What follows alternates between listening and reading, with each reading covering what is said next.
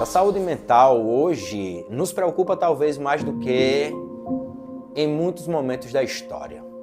Nos preocupa pelo seguinte sentido: antigamente, eu acredito, e a gente já sabe, de acordo com pesquisas, que depressão ela é uma doença desde a época de Sócrates.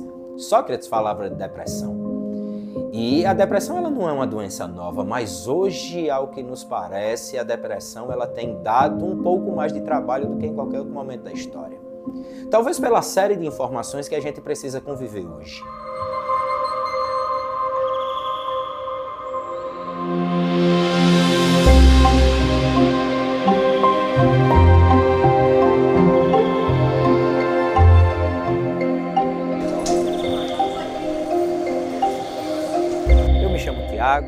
Sou professor de psicologia e hoje nós estamos aqui para falar um pouco e mostrar um pouco do que é a rotina em saúde mental no Hospital Geral Dr. João Machado.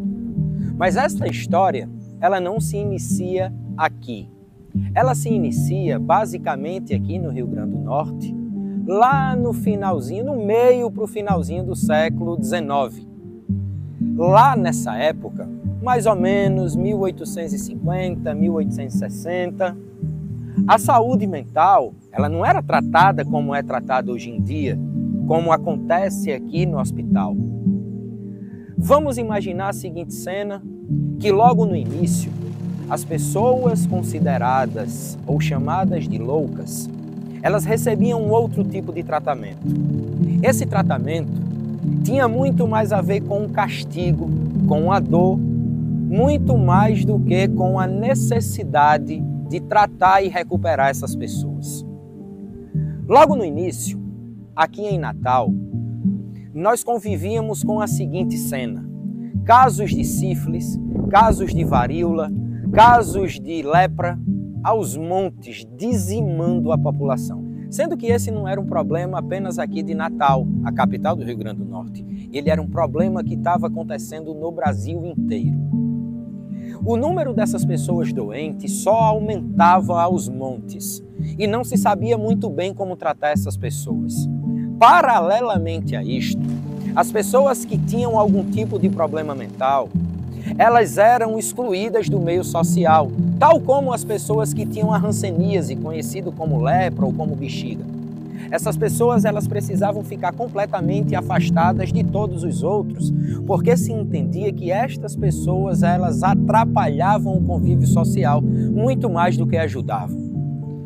Aqui em Natal, o primeiro hospital que recebia estas pessoas com lepra, com a hanseníase, com a varíola ou com outras doenças como a tuberculose, que acontecia muito na época, era onde a gente conhece hoje como a antiga Casa do Estudante. Essas pessoas eram recebidas lá, sendo que de tanta gente adoecer, por causa que muita gente estava vindo do interior do estado, porque o estado do Rio Grande do Norte nessa época estava sofrendo uma seca gigantesca. Então essas pessoas, elas achavam que vindo para o litoral, elas encontrariam um emprego, elas encontrariam uma renda, elas encontrariam moradia, elas encontrariam um pouco mais de saúde. E isso só superlotava a unidade de saúde que já tinha aqui em Natal. Com pouco tempo depois, foi criado um lugar chamado Lazareto, que logo no início não tinha esse nome.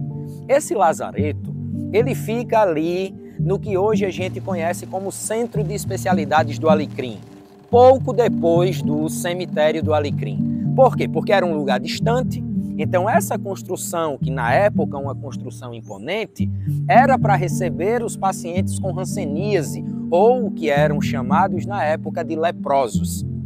Sendo que esse número de pessoas doentes era tão grande, era tão intenso, que estas pessoas eram distribuídas para tantos outros lugares e para lá não. Então quem começa a ir para lá?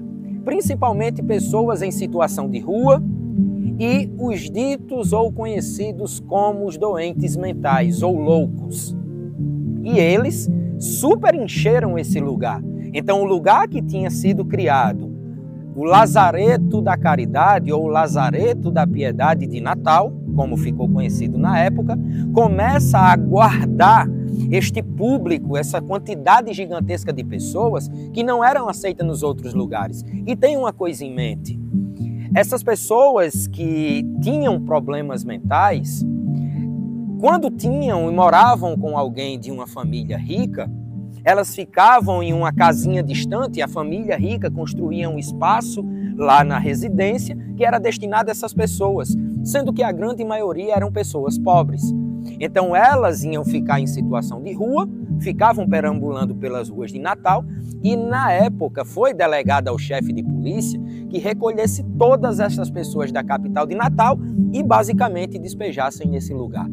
Então elas, como estavam desorientadas, muitas vezes o tratamento Brasil afora era dado com algema, era dado com choque, era dado com surra, privação de liberdade por um crime que nunca tinham cometido. O crime deles, basicamente, era a doença que os oprimiam. E isso ficou tão intenso nesta unidade pública de saúde que eles começaram a direcionar estes pacientes para as prisões aqui da cidade.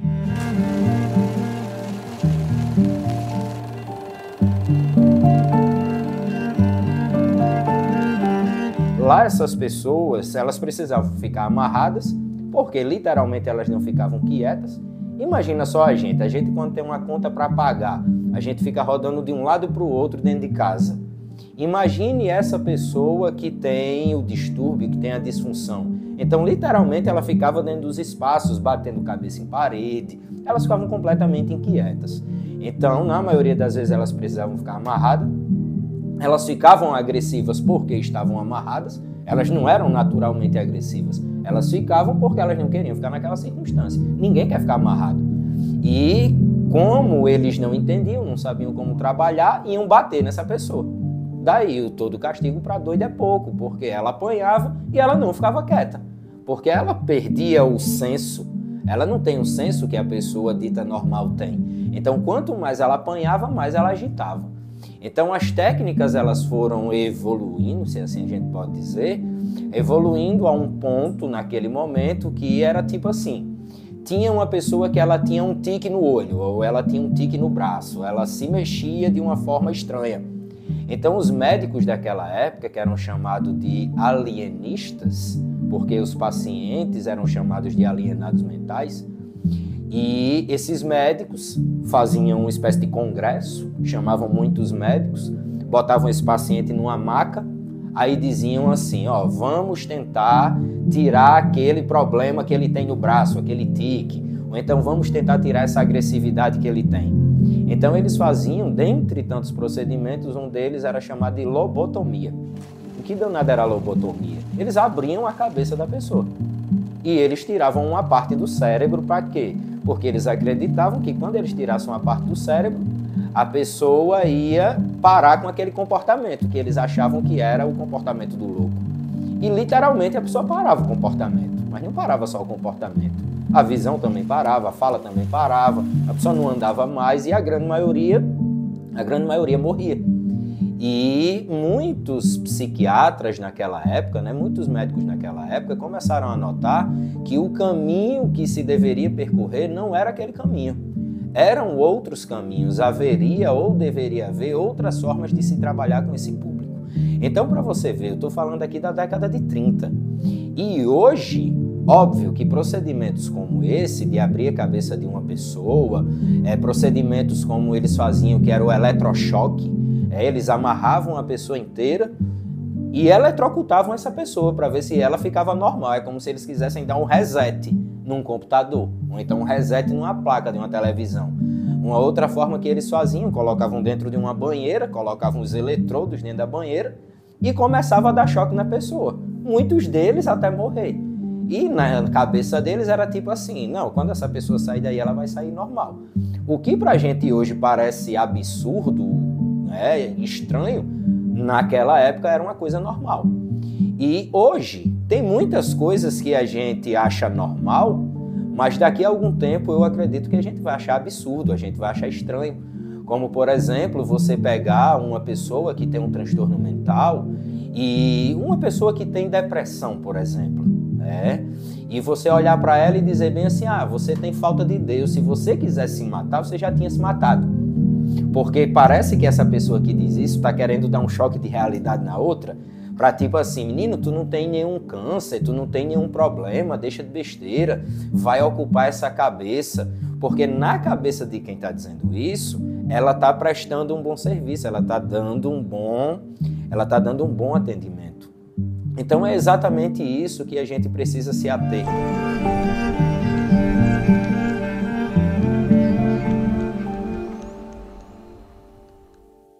Aqui, por exemplo, a presença dessas grades. Esse hospital ele é da década de 50 para 60 e havia a necessidade, como as pessoas que eram internadas em hospitais psiquiátricos, em hospitais de loucos, como assim que era chamado, eram pessoas que elas eram excluídas do meio social. Então, quando elas chegavam nestes ambientes hospitalares, literalmente não se sabia como cuidar delas. E por não saber como cuidar dessas pessoas, havia necessidade de grades. Você pode ver aqui a presença de grades, o que hoje, pelo próprio SUS, isso aqui não deve mais conter nas unidades de saúde mental. Inclusive, até a própria nomenclatura, a forma de se falar sobre estes hospitais não é mais hospitais de doido ou hospital psiquiátrico, são hospitais de saúde mental. Por quê? Porque hoje o que se estimula é a retirada das grades. Hoje se entende que saúde mental, a forma de se tratar essas pessoas é através da liberdade e não da prisão. Hoje o SUS estimula a reinserção social, a reabilitação, o contato dessas pessoas com a família. Então, diferentemente do que algumas pessoas acreditam, quando essas pessoas vêm para cá, não é para elas serem dopadas, não é para elas ficarem como zumbis, pelo contrário, é para elas aprenderem a conviver, aprenderem a lidar com o que elas têm e aprendam a conviver em liberdade no meio social.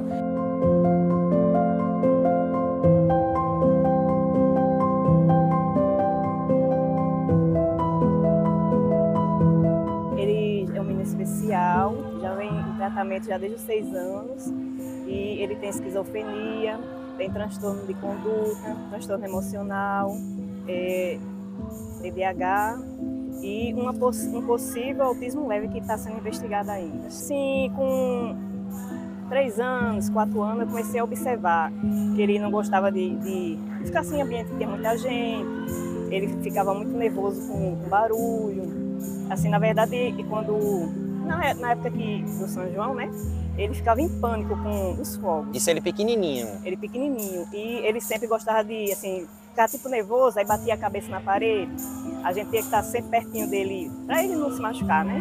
Ou se batia assim e chorava assim, um choro fácil, né?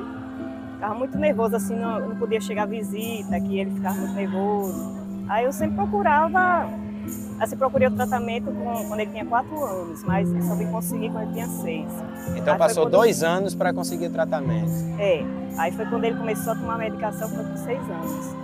E o que é que faz quanto tempo que dessa vez ele está aqui no hospital? Faz quanto tempo já? É a primeira internação dele. É a primeira internação? E vai fazer 2 meses, dia 18. Porque ele estava muito agressivo, estava quebrando as coisas dele em casa e também na casa dos meus familiares, né? E estava me batendo e batendo nos meus familiares e querendo se matar e também matar a gente. Aí chegou a um ponto que eu tive que internar. Quando ele tinha 1 ano, eu percebi, e 20 anos, né? 20 anos atrás já eram bem difíceis as coisas de diagnóstico e tudo. Inclusive, nem colégio, nem em qualquer lugar que eu fosse com desconfiança diziam que não. Eu estava vendo coisas, que meu filho era perfeito, e eu dizia, ele tem autismo ou TDAH? Eu pensava que era isso, mas era autismo. Ele só foi fechado o diagnóstico com 17 anos. Aí o que ele apresentava assim com essa idade que você já notou algo? Ele apresentava muita coisa que ao contrário do que falam de autistas. porque autista não é igual, nunca se compara. Ele andou rápido, ele falou rápido, só que era o danadinho, era aquele que não parava, não dormia de jeito nenhum, que era uma das características que eu fui procurar. E sempre rodando as coisas, ele gostava de tudo que girava, alguns brinquedos não, até chegar na puberdade, acontecer tudo o que vem acontecendo, e ele só fechou o diagnóstico com 17 anos. Mas que eu procurei. E como é que foi assim na escola? Ele conseguiu concluir a escola ou ele ainda vai? Como é que é? Não, depois de 4 anos para cá não. Depois de 2019 para cá não. Mas ele fez o 9º ano, ele ia só para o colégio, desenvolvia bem. Ele só nunca foi de se enturmar. Ele não comia a comida do colégio, ele só escolhia um ou 2 amiguinhos, mas ele não acompanhava. As professoras me chamavam, dizia que sabia da resposta já. Ele não acompanhava, qualquer coisa tirava a atenção dele, ele não acompanhava. Mas aprendeu a ler muito cedo, no 2º ano já sabia ler. E ele sempre foi assim, muito inteligente, até hoje faz tudo, fala muito bem. Tudo dele foi mais rápido, por isso que eu achava estranho. Ele muito pequenininho, falou logo, andou logo. Tudo que as pessoas dizem ao contrário. É diferente, o autismo dele é considerado leve. E o problema agora foi o toque. 2019 para cá, na puberdade, veio um toque e é o que está atordoando ele. Mas ele tem capacidade, inteligentíssimo, ele entende tudo. Não adianta alguém falar qualquer coisa, ele capta tudo direitinho. Só tem muitas estereotipias. Ele também tinha muitas estereotipias de pequeno. Ecolalia. Falava na 3ª pessoa. Então foi isso que aconteceu para que eu procurasse médico. Eu tenho dia 24 mês passado. Aí o que foi que aconteceu para tu vir para cá? Por causa do álcool e da droga. Qual era a droga que tu usava? O crack e o álcool. O crack e o álcool junto? O álcool foi. Aí quem foi que te trouxe para cá? Eu mesmo sozinho. Foi? Eu mesmo procurei ajuda para mim sozinho. Aí tu recebe visita? Hein? Tu recebe? Não. Recebe não? Por quê? Ele não ia para mim não, minha família não ia para mim não. Mas você não estava querendo mandar um recado para sua família? É, porque minha mãe, eu quero ver minha mãe. Sim. Como é que chama tua mãe? Sim. Aí tu morava onde? Tu mora onde? Sim. Tá certo. Aí tu quer dizer o que para ela? Minha mãe ia me dizer, eu quero lhe abraçar e lhe beijar. Faz 10 anos que eu não lhe vejo. Eu quero beijar e abraçar. Faz 10 anos que eu não quero ver ela. Quero me visitar.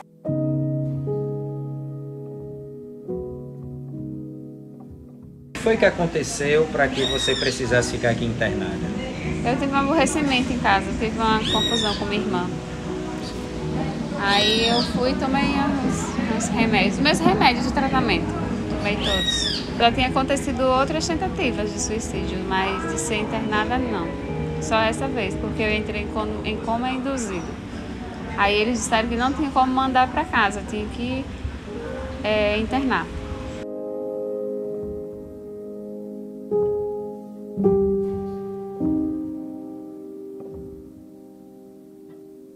A gente está na ala masculina. Aqui na ala masculina, a gente tem algumas enfermarias que é onde os pacientes ficam. E para vocês terem uma ideia, hoje, nisso que eu venho sempre batendo na tecla, o SUS fala sobre isso, nesse modelo de humanização, é exatamente isso que a gente chama de humanização. É quando os pacientes eles podem cantar, eles podem brincar, eles têm as atividades lúdicas, que são atividades lúdicas e terapêuticas. É o que a gente pode chamar de terapia ocupacional. Os pacientes, diferente do que a gente conhece de muitos outros hospitais, os pacientes eles ficam transitando aqui nas enfermarias. Nesse momento eles estão com os alunos do curso técnico em enfermagem, do grau técnico, e eles estão todos ali. Aqui também tem alguns familiares, você pode ver, tem alguns familiares que ficam passando. Alguns deles optam por ficar aqui com os seus familiares. Por quê? Porque como eles são do interior do estado, geralmente, isso desde o início, desde o início da saúde mental aqui no Rio Grande do Norte, então quando essas pessoas com algum tipo de problema vêm do interior para cá, a família que precisa ter esse contato que é estimulado, que se entende como sendo a melhora desse familiar, então eles inclusive também ficam aqui dentro do hospital.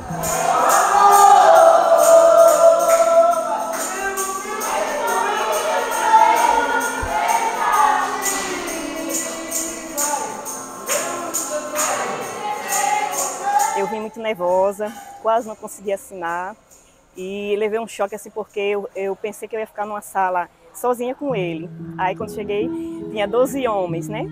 Eu levei um choque assim logo quando cheguei. Só que depois eu vi que é como se fosse uma família. Todo mundo ajuda todo mundo. E os doutores, todo mundo, os enfermeiros, todo mundo é muito bem legal, ajuda todo mundo, se preocupa. Eu gostei muito, eu me arrependi de não ter trazido ele antes, porque não teria chegado a esse ponto.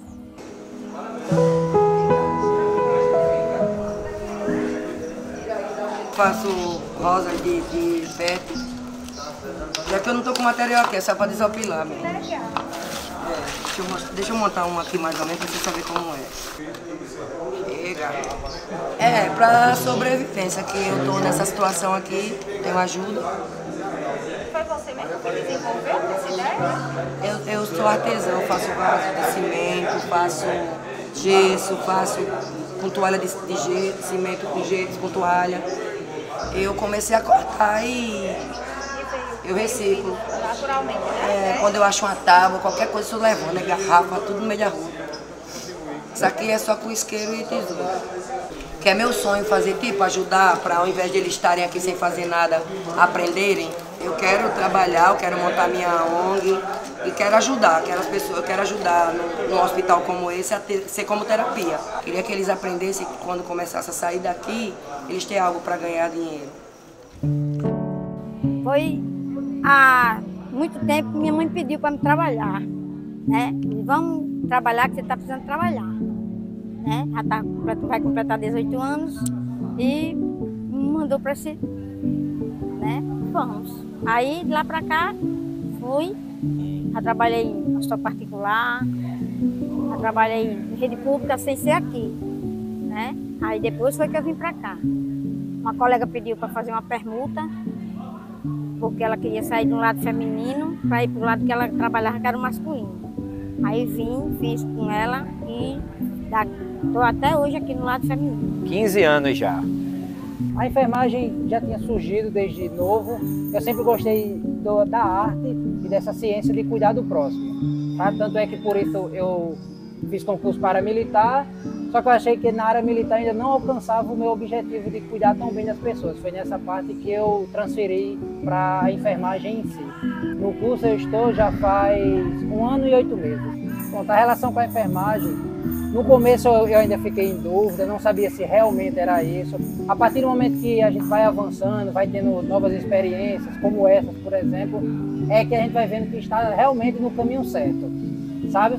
Foi quando eu entrei nos primeiros estágios, quando eu pude ali ter o primeiro contato com o paciente, sentir a dor do paciente, fazer de tudo ali para amenizar qualquer tipo de sofrimento, ou trazer até mesmo um sorriso. Foi nesse momento que eu olhei e fiz, realmente é a enfermagem. E a idade que eu tenho hoje é a idade que minha mãe tem, minha mãe é servidora do SUS. Então a minha base vem construída, né? Minha base ela vem orientada, na verdade, essa vivência. Minha mãe trabalha em unidade básica de saúde, assim como eu também trabalho em unidade básica de saúde, então assim já vem enraizada, já são questões que já estão injetadas no meu DNA. A empatia, sem dúvida, e o atendimento humanizado. Eu gosto desse atendimento um pouco mais personalizado, tratar o máximo do meu cliente pelo nome, com um sorriso, com bom dia, boa tarde, boa noite. E até em algumas situações me colocar no lugar do meu paciente mesmo.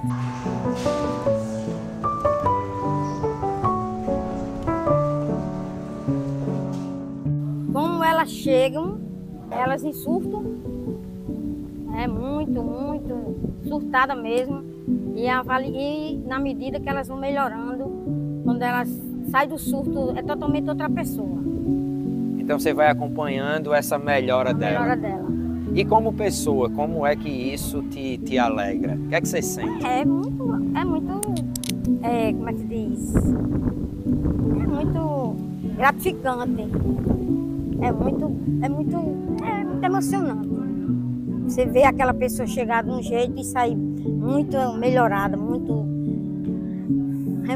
muito bom.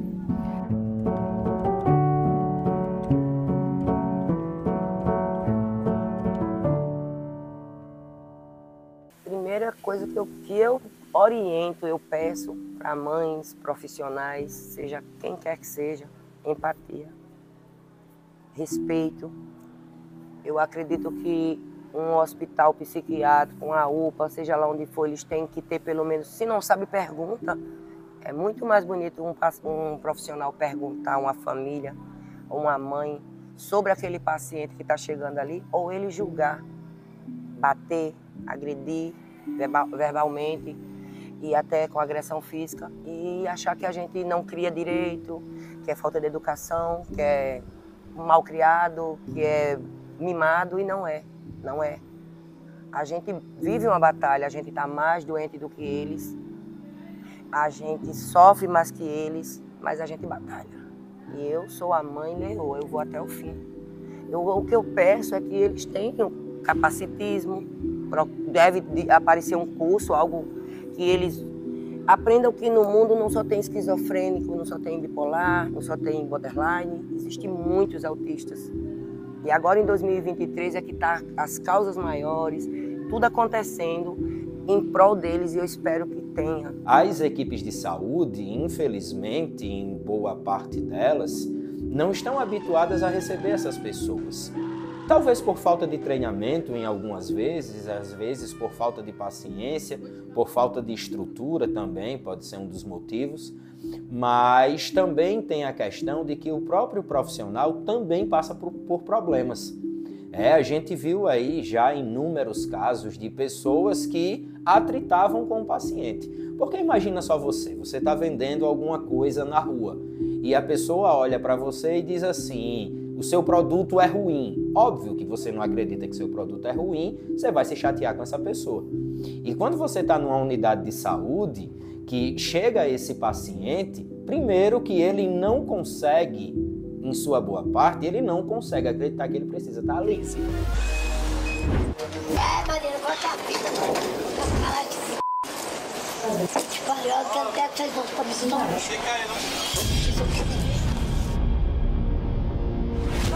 É uma coisa, eu só preciso de Stephanie, minha família é da Inglaterra. O que houve? Nós fomos chamados pela polícia. Ela estava correndo na rua, jogou pedra no pessoal que estava no restaurante, uma corrente na mão, ameaçava bater nas pessoas, não deu nome, nada. Ué, também. Por quê? Porque como ele está fora da caixa, ele não consegue entender que ali é o lugar para ele se tratar. Aí a família já vem de muito tempo insistindo que ele vá. Ele não quer ir. Mas há necessidade, por causa de um surto ou alguma outra coisa, de que essa pessoa seja internada. E quando ela chega na unidade de saúde, como é que vai ser a abordagem dela com o profissional? Vai ser uma abordagem violenta. E muitos deles, antes de irem ao hospital, antes da internação, e eu também entendo que é assim que acontece, porque você pega, por exemplo, uma pessoa por um motivo qualquer, ela surta, ou ela já tinha problema ou não, foi um filho que ela perdeu, foi uma situação de um término de um relacionamento, ela surtou. E ela está incontrolável. E é uma pessoa com 100 quilos, 80 quilos, uma pessoa forte de vigor físico. A família não consegue controlar, quem é que tem que controlar? A força policial. Então essa pessoa ela já está inquieta por causa do problema que aconteceu. Agora ela está inquieta porque, no mínimo, alguém precisou usar a força para controlar ela. E quando ela chega na unidade hospitalar, ela meio que vai usar a mesma força que usaram para contê-la contra o profissional. E se o profissional também não tiver bom da própria cabeça dele, a tendência é que essa relação dentre esse paciente e esse profissional também não seja uma relação boa. O que é que tu acha que pode melhorar na própria área da enfermagem, nesse sentido da empatia? Eu acho que a empatia ela meio que se desconstrói no momento da formação das equipes. Quando a gente encontra aqui uma equipe um pouco defasada, né, um quadro reduzido para a quantidade de pacientes que tem. Então, trazendo isso para a realidade da enfermagem, não tem como eu prestar um atendimento humanizado, não tem como eu prestar um atendimento 100% qualificado se eu não tenho pessoal suficiente para isso. Porque quem está no campo de enfermagem hoje sabe que 20, 30, 40 minutos que a gente passa prestando esse atendimento, a gente deixa de cobrir outros setores, que por falta de pessoal a gente não consegue e tem que abranger.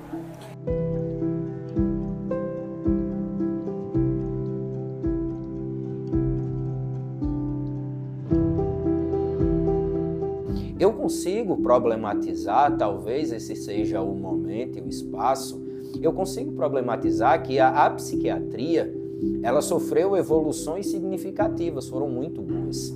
Mas se você pegar aqui em Natal, no início desse século, você pega hospitais que foram os hospitais pioneiros nos cuidados e tratamento de saúde mental, a psiquiatria, ela foi quem conseguiu aperfeiçoar os atendimentos a essas pessoas em sofrimento, mas a gente ainda vive um grande dilema, porque eu consigo perceber, eu já ouvi muitas vezes alunos, conhecidos, pessoas, sei lá, do cotidiano, que dizem que tomam a medicação, sei lá, há 5, 2, 10 anos, e eu sempre pergunto, essa medicação está servindo?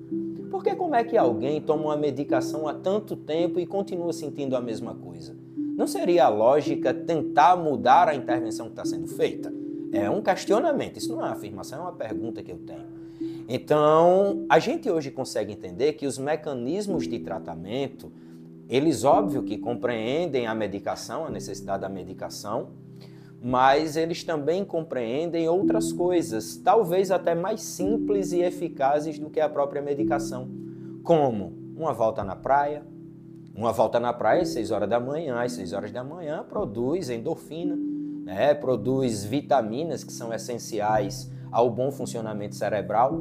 Se você pega técnicas terapêuticas, como por exemplo, cuidar de plantas e aguá-las às 6h30 da manhã, são tão terapêuticas do que, ou até mais terapêuticas do que muitos dos medicamentos que eu conheço. Eu costumo entender que muitos dos medicamentos, eles aprisionam muito mais do que libertam.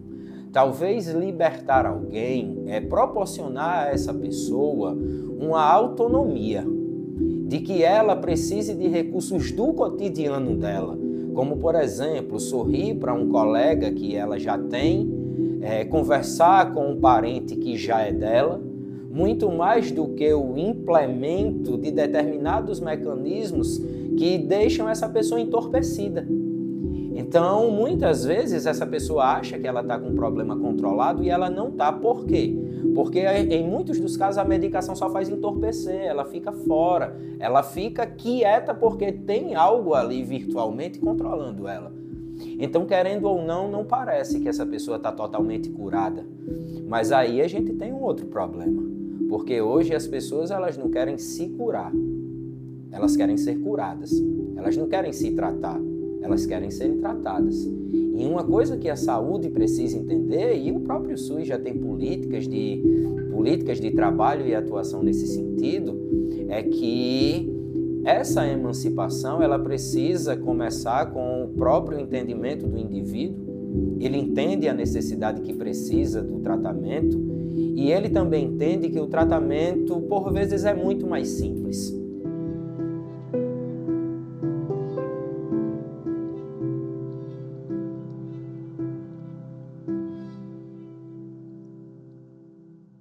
O primeiro de tudo, humanização. E não só para os profissionais da área da enfermagem, mas para o ser humano em si. Está faltando muito isso, o fato de você ter empatia com o próximo.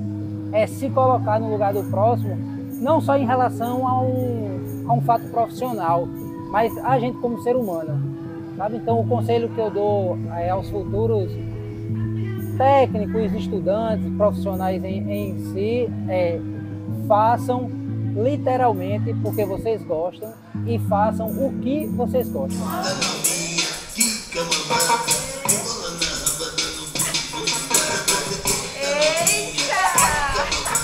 Você acha que elas mudariam de opinião depois que vissem o trabalho de vocês? Eu creio que sim. se visse como era aqui dentro. Porque eu vi a senhora dançando ali junto com os pacientes. Parece que para a senhora também é uma terapia. Pode ser. A senhora já sentiu isso? Uma terapia? Com certeza. Com essa experiência, né, fica cada vez mais claro para mim que sim, é possível trabalhar isso nessa nova geração, nessa galera que está chegando agora, essa galera que está em período de formação, mas eu vejo muito que é através do meu exemplo, através da forma como eu me comporto enquanto enfermeira, mediante a minha equipe, mediante os meus alunos, eu consigo triplicar isso aí. Então já chamei alguns, já observei que realmente alguns meninos eles têm um pouco ali de receio e outros não, é como se realmente já estivessem entregues, já estão já surfando na onda. É diferente quando a gente vem para o ser humano, que a gente sente, a gente traz a energia, a gente sente a energia deles, a gente faz a nossa humanização, tudo isso é bastante importante. A gente bota para o paciente o que a gente queria ser, como a gente queria ser recebido, como a gente quer ser como paciente, a gente tem que ser como profissional.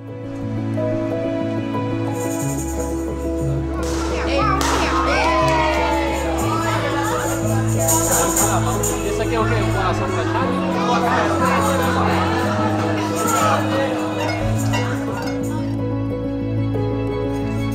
Vamos ver o que é. É o que eu esperava. Gostou? Vou me fazer arrumar o meu cabelo, pintar minhas unhas e deixar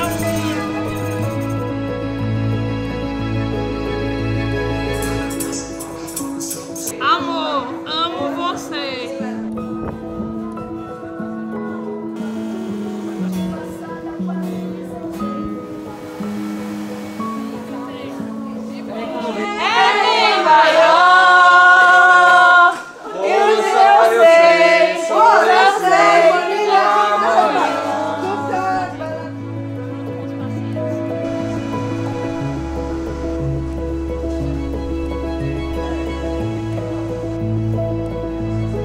O que é que a senhora acha assim deles terem contato com seu filho, trazerem essas brincadeiras, a música, a dança? O que é que a senhora acha? Muito legal, porque ele estava muito triste e estava até um pouco agressivo, né?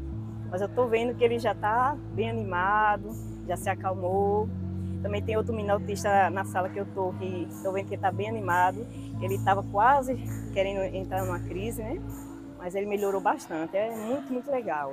Parabéns para vocês. Então, movimentos como esse nosso aqui no hospital têm como um grande intuito educar as pessoas para que elas conversem com seus familiares, para que elas possam interagir na sua igreja, na religião, nos seus centros, nos seus espaços religiosos. Precisamos entender que a gente precisa instruir os futuros profissionais, instigar os profissionais que nós já temos no mercado. Por quê? Porque esses índices, eles precisam baixar, esses índices, eles precisam acabar. Esse é o nosso grande intuito, essa é a nossa grande ideia. Eu diria que se sentir mal ou se sentir um pouco depressivo, busque ajuda, por mais que você se sinta envergonhado, não tenha um apoio, mas que é importante. E se você tiver o apoio da sua família, melhor ainda. Então você considera que a família nesse processo de ajuda é muito importante? Eu diria que é essencial para você, para se sentir assim, acompanhado e, vamos dizer assim, mais confortável, para que você possa fazer esse tratamento e se sinta mais acolhido. Então você está aqui com ela exatamente por isso, para ajudá-la. Para que ela não se sinta sozinha e que a gente está junto para esse processo. Hoje, aqui e agora, a saúde mental é completamente diferente do que eu imaginava quando comecei o curso. Certo? Aqui foi uma experiência ímpar, à parte, que eu tenho a certeza que eu posso vir aqui 5, 10 anos e a cada ano que se passa eu vou aprender mais, vou entender mais e vou aprender com esses pacientes. E a saúde mental em si, ela reflete muito na enfermagem, porque principalmente aqui é o ato de cuidar do próximo. É você entender que o próximo está aqui, seja por uma doença, por um distúrbio, e você tentar acarretar isso, trazer isso e refletir de uma forma positiva para o paciente. Então a escola, ela também tem um papel muito importante na construção dessa mudança de pensamento, onde nós vemos hoje as unidades públicas de atendimento, como os prontos-socorros, às vezes lotados desse público, e em muitos dos casos eles não querem a internação porque acham que vão só se medicar, porque acham que vão ficar piores, porque acham que não tem jeito, e tem jeito sim. O jeito é o quê? É o tratamento, são as terapias ocupacionais, é o contato com outras pessoas que passam ou passaram pelo mesmo problema, é a volta, é o tratamento nos CAPs, é o tratamento nas unidades básicas de saúde, é a internação, não por tempo prolongado como antes era feito. Hoje essa internação, o grande intuito dela não é prender, pelo contrário, é tratar, reduzir as dores e reinserir de novo essas pessoas em seu ambiente de convívio. E vou até o fim. Onde tiver de falar pelo meu filho e pelos outros, eu vou falar. Hoje, as pessoas elas estão tão focadas em nada que isso as tem destruído. A sensação que eu tenho é que hoje nós temos tudo, facilidade para qualquer coisa. Hoje a gente não precisa ler um texto sequer, porque se você der o comando ao celular ou ao computador, eles leem o texto para você. Mas ao que me parece, essas facilidades que a vida tem nos apresentado, elas não tornaram a vida mais feliz. Não parece que a escassez deixe ninguém feliz, mas parece que a fartura desnecessária também deixe. Então isso é uma coisa que nos deixa preocupado pelos inúmeros casos de depressão e suicídio. Você pega, por exemplo, os países mais ricos, são os que têm o maior número de suicídio. Isso não significa dizer que nos países mais pobres não haja. Há, talvez por motivos diferentes. Eu já perdi colegas, já perdi alunos, já perdi pessoas próximas e sempre fica o questionamento sobre os mecanismos que elas usam, porque talvez as pessoas que estejam nos assistindo não saibam que mulher se suicida diferente de homem. Isso é interessante. Dificilmente mulheres atiram contra o próprio rosto, homens com mais frequência. Homens usam mecanismos mais letais. E a gente tem uma gíria popular que diz que é estragar o velório. E se tratando de suicídio, homens eles cometem mais dessa forma, mulheres talvez um pouco menos. Se você pegar dos últimos dados que a Organização Mundial de Saúde divulgou, a gente teve basicamente 1 milhão de pessoas que se suicidaram em 2019, 2020. Isso em 2019, em 2020, 2021, 22, 23 da mesma forma. Só essa semana eu já conheço 3 pessoas próximas a mim essa semana, e a gente não terminou a semana ainda. E eu fico me perguntando o porquê. Talvez a gente precise de outras mecânicas de atuação. E essas mecânicas de atuação devem ser muito mais no sentido de ouvir as pessoas muito mais do que falar. Mas é ouvir de uma forma que a gente consiga entendê-las. Porque se você for parar para conversar com qualquer pessoa, ou basicamente a maioria, é tipo assim, eu tô com uma dor no braço, e tu já viu alguém com uma dor no braço assim? A pessoa, eu também tô. Ela nem para se perguntar, ou para te perguntar, quando foi que tua dor começou. Ela já precisa colocar a dor dela, como se a sua não fosse importante para absolutamente ninguém. Então eu poderia aqui dizer 500 mil motivos que poderiam fazer com que alguém se mate. Mas aqui não é o nosso intuito. O nosso intuito é dizer que se nós continuarmos olhando sem enxergar, as coisas vão continuar da forma que estão. Se pais ouvirem menos os seus filhos, as coisas vão continuar da forma que estão. Se filhos escutarem menos os seus pais, da mesma forma. Então eu acho que a gente tem que dar mais a vez no trânsito, a gente tem que querer ganhar menos, a gente tem que tentar ser um pouco mais gentil, e isso é um exercício, inclusive, para mim. É como se eu estivesse falando agora com um grande espelho na minha frente. Talvez a gente tenha que mudar alguma coisa, não as leis, porque se você for parar para olhar, elas estão bem sofisticadas se comparadas a muito tempo atrás. Eu acho que nós precisamos mudar a nossa conduta, porque se a nossa conduta não mudar, as coisas vão continuar absolutamente da forma que estão. E todos os setembros serão setembros amarelos, com hashtags e salve vidas, e se precisar de mim eu estou aqui para ajudar. Quando na verdade eu não consigo ajeitar a minha cama quando eu acordo. Quando eu não peço a bênção a alguém da minha família. Quando eu entro no ônibus e tem um idoso, eu finjo que estou dormindo para não dar a vez a ele. Não adianta querer salvar o mundo quando a gente não consegue salvar as nossas próprias condutas.